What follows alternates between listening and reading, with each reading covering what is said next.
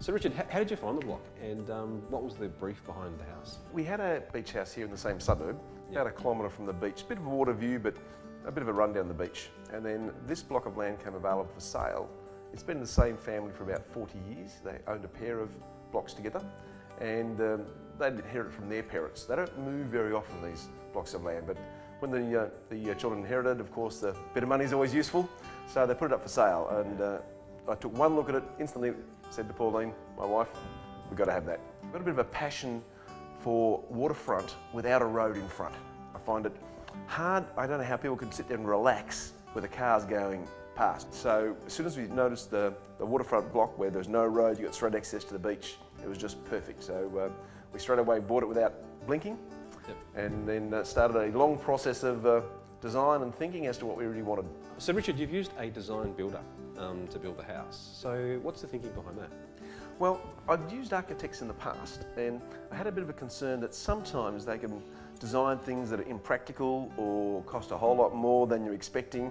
So I figured that if I could find a builder who was a design builder, they would have the skills to know, as they're designing, what can and can't be built. Know the limitations of building, so therefore the designs would be far more practical and far more cost effective. Met the clients about 7 years ago, maybe even 8 years ago now.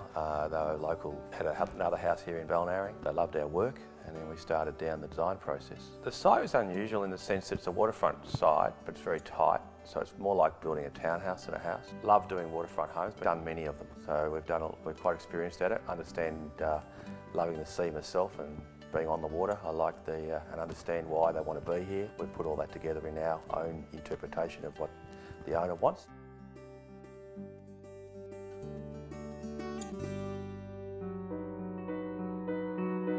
The entry opens to the casual rumpus and bar space, which overlooks the pool and the deck.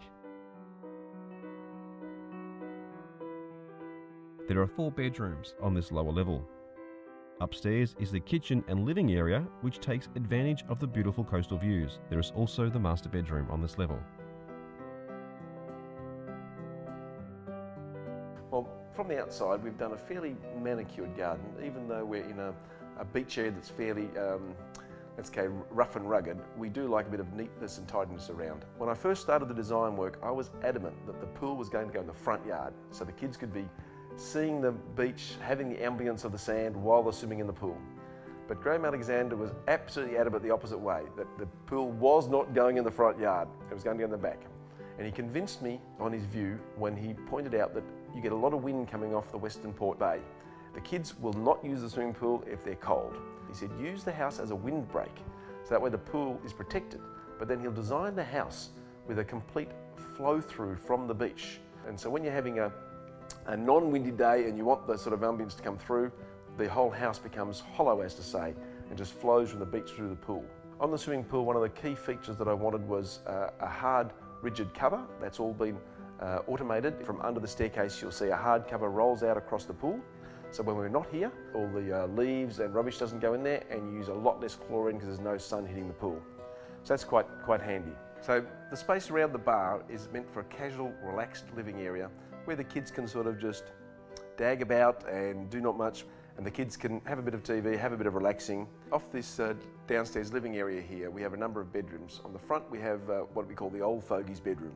One day I'll be old, one day I won't be able to go up the stairs, so we've built an alternate master bedroom downstairs that we can use one day when our legs are too creaky. I think one of the things about designing a home, I mean, they're all your babies. I mean, you design one, you take a lot of ownership in it yourself, but at the end of the day, when you see the owner finally move in and you see the furniture that they put into the home and how they've dressed it to their style and how they like it, I think that's really satisfying. I think that's what brings a home, or turns it into a home, basically.